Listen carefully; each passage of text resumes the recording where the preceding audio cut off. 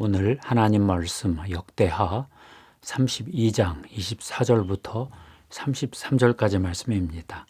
하나님은 왜 히스기야를 시험하셨을까 질문해 보았습니다. 일상의 삶이 축복이다 하는 말이 있죠. 걸어 다닐 수 있는 삶이 최고입니다.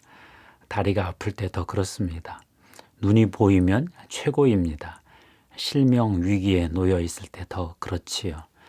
잠을 잘 수 있으면 최고입니다.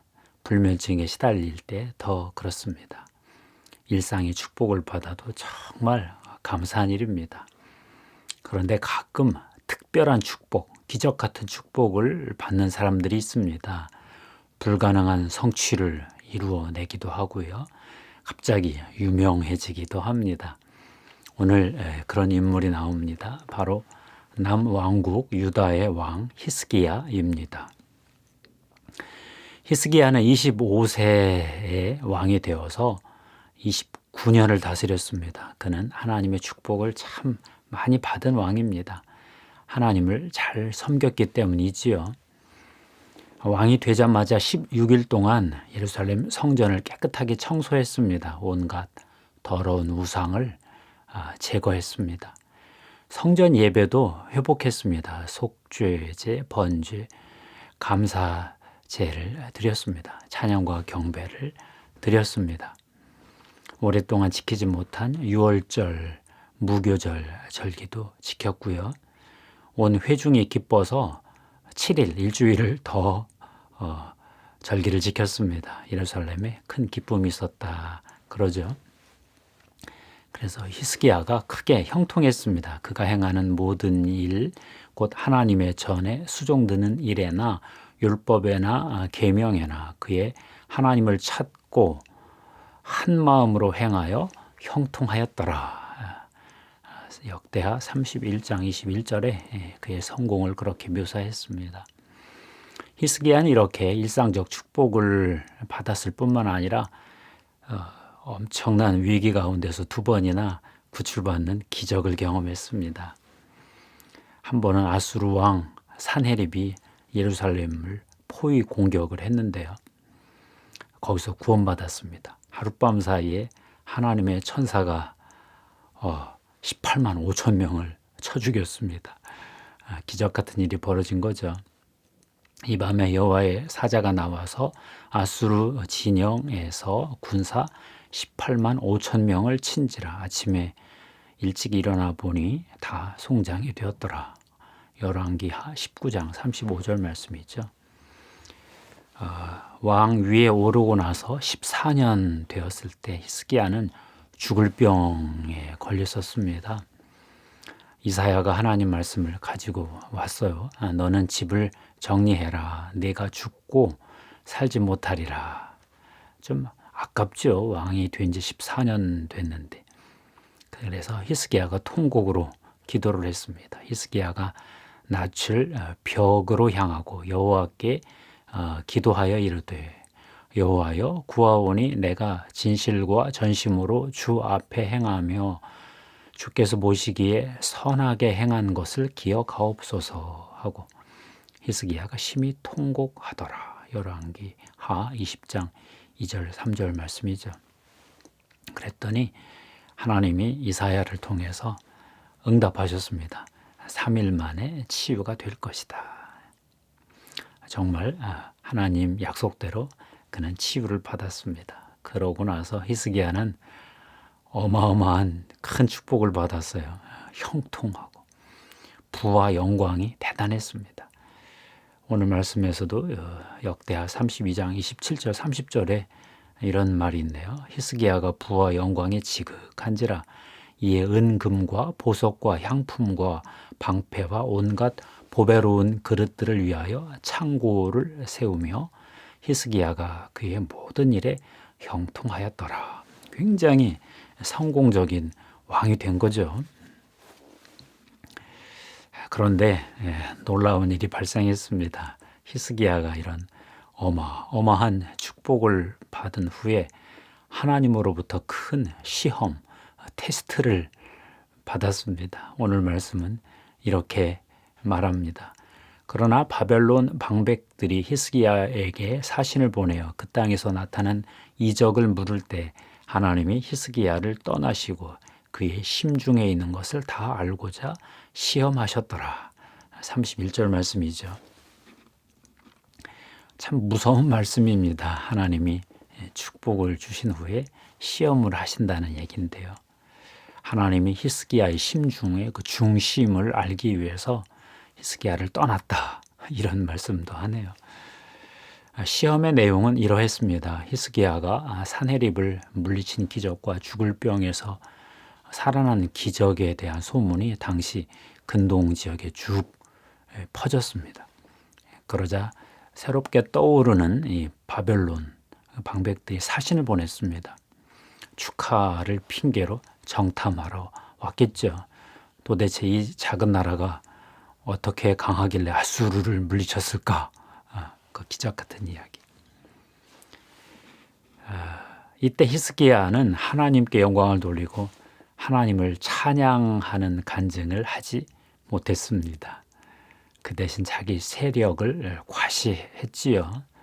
열왕기하 20장 13절은 이것을 이렇게 묘사했습니다. 히스기야가 사자들의 말을 듣고 자기 보물고에 금, 은과 향품과 보배로운 기름과 그의 군기고와 창고의 모든 것을 다 사자들에게 보였는데 왕궁과 그의 나라에 있는 모든 것 중에서 히스기야가 그에게 보이지 아니한 것이 없더라. 좀 감추지 다 보여주었어요. 왜 그랬을까요? 소국을 강국처럼 보이고 싶어서 그런 건가 싶어요. 히스기야의 심중이 드러났습니다. 하나님의 도우심으로 나라를 지켰다.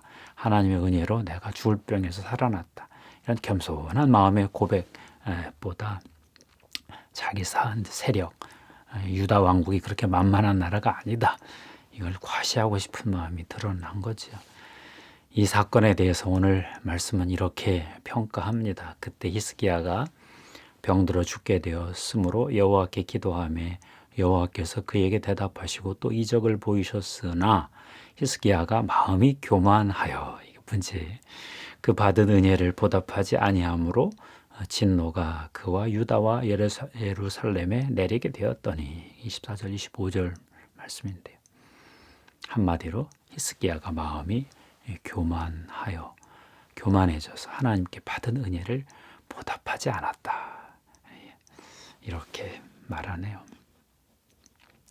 하나님의 축복을 받은 후에 받은 은혜에 보답하는 것이 정말 어렵습니다.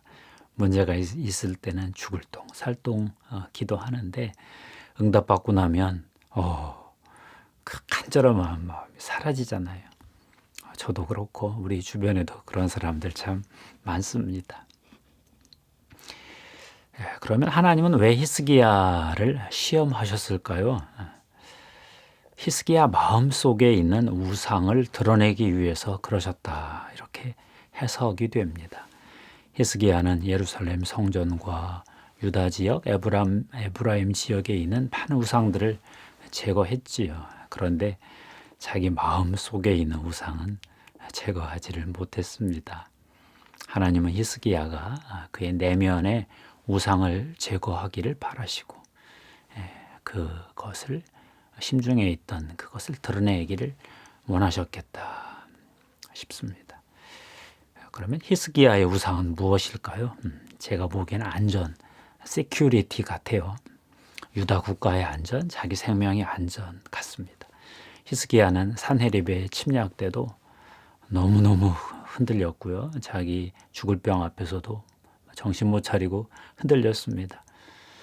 아수르 침략도 물리치고 병도 낫고 하니까 반대로 마음이 교만해져서 이제는 방심하고 창고의 보물과 무기고의 그 무기들을 다 까보였어요.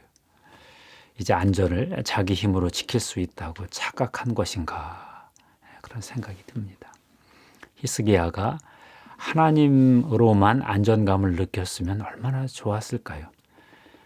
히스기야는 결국 하나님의 시험을 통과하지 못했습니다.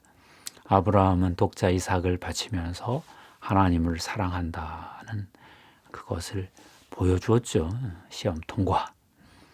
그런데 히스기야는 국가, 나라의 안전을 위해서 부와 무기보다 하나님을 더 믿는다는 것을 보여주지 못했습니다. 부국 강병이 필요하지요. 그렇지만 하나님 없는 부국 강병으로 어떻게 나라를 지킬 수 있겠습니까? 우리 마음속 깊은 우상은 예수 그리스도를 만날 때만 제거됩니다. 예수 그리스도는 우리에게 현세와 내세 모든 축복을 주시기 위해서 십자가에서 자기 안전을 버리시고 자기 몸을 던지셨습니다. 이런 예수 그리스도의 사랑을 알아야 우상에 대한 집착과 우상으로 말미암은 노예 생활에서 벗어날 수 있습니다. 빌립보서 2장 10절 11절 말씀에 사도 바울이 이런 찬가를 실었지요. 하늘에 있는 자들과 땅에 있는 자들과 땅 아래에 있는 자들로 모든 무릎을 예수의 이름에 꿇게 하시고 모든 입으로 예수 그리스도를 주라 시인하여 하나님 아버지께 영광을 돌리게 하셨느니라. 우리가 예수 그리스도의 이름 앞에 무릎을 꿇을 때 예수 그리스도의 십자가를 통해서 우리를 구원하신 하나님께 영광을 돌리는 일이 일어납니다. 이럴 때만 우상에서 해방될 수 있습니다.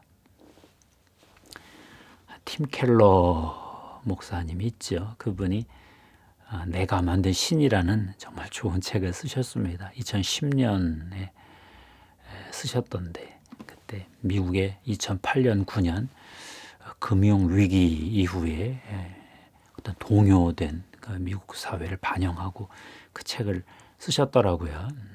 경제적인 돈 우상이 무너지던 때 그때를 배경으로 저술을 하셨습니다. 그분은 우상은 원래 좋은 것이다. 선한 것이다. 가치 있는 것이다. 그런데 그것을 하나님보다 더 중요하게 여기면서 궁극적인 가치를 삼을 때 우상이 된다. 우상은 하나님보다 더 크게 우리의 마음, 생각을 차지하는 것이다. 이런 말도 했고요. 하나님만이 주실 수 있는 것을 다른 데서 찾을 때 우상이 된다. 그런 말도 했어요. 저는 이 책을 읽고 정말 우상 숭배에 대해서 깊이 생각을 하게 되었습니다. 영성 훈련은 결국 우상 제거 작업이구나 하는 것도 깨달았고요. 최근 팀 켈러 목사님이 췌장암에 걸렸다는 소식을 들었습니다. 그분이 전 세계 그리스도인들에게 치유 기도를 부탁했다는 그런 겸손한 기도 요청도 제가 전해 들었습니다. 정말 저는 2010년대 한 10여 년 동안 팀 켈러 목사님 책을 통해서 통찰과 위로를 참 많이 받았습니다. 그분이 참 힘든 병에 걸리셨는데 하나님 안에서 어떻게든 참 감사하고 또 겸손하게 그 치유 과정에 임하셔서 꼭 치유받기를 바라는 마음이 듭니다. 하나님께 또 그분을 또 위탁드리고 또 그분을 위해 기도하면서 내 마음에 있는 우상을 하나 더 제거했으면 좋겠습니다. 설교 준비하면서 제 마음을 들여다보니까 저는 평판, 프레스티지, 어떤 그런 남들의 인정, 평가 이것이 제일 큰 우상으로 작용하는 것을 제가 발견했어요. 제 위신이 꺾일 때마다 제가 요동치는 걸 많이 발견했기 때문에 그렇습니다. 이 설교도 준비하면서 또 하면서 이후에도 이 평판의 우상을 제가 꼭 제거하여 예수의 이름 앞에 절대 순종하고 그분에게 영광을 돌릴 수 있기를 바람하지 않습니다. 기도하겠습니다. 하나님 아버지 감사합니다. 예수 그리스도 이름 앞에 무릎을 꿇습니다. 우리 심중에 있는 우상이 드러나기를 바라고 예수 그리스도가 주시는 만족을 다른 데서 찾았던 모든 과거의 옛사람의 우상 숭배의 그 습속들을 회개합니다. 하나님 히스기야의 심중을 시험하신 하나님, 저희들의 심중도 시험하시고 우리 안에 우상이 드러나서 예수 그리스도 안에서 예수 그리스도로 인하여 성령의 능력으로 성령의 불같은 시험 속에서 우상이 드러나고 다 녹아내리게 해 주시옵소서. 감사합니다. 예수 그리스도의 십자가의 보혈의 피를 뿌리고 덮습니다. 성령님 기름 부어 주시옵소서. 우리 안에 우상, 우리 한국 사회, 한국 교회에 있는 우상들 나사렛 예수 이름으로 명하노니 다 무너질지어다. 하나님 감사합니다. 홀로 영광 받으시옵소서. 예수님의 이름으로 기도하옵나이다. 아멘.